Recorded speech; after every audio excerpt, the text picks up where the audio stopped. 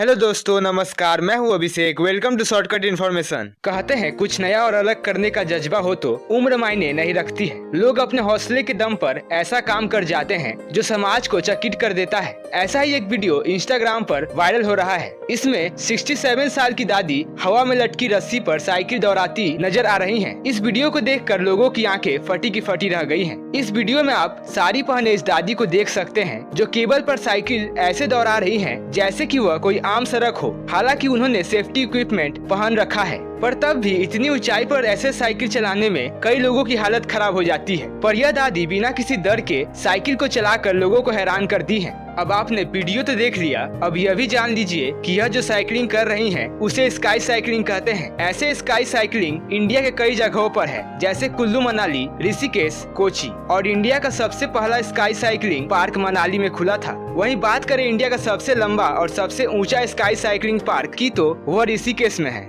तो ऐसे और इन्फॉर्मेटिव वीडियोस देखने के लिए इस वीडियो को लाइक, शेयर, सब्सक्राइब जरूर कीजिए।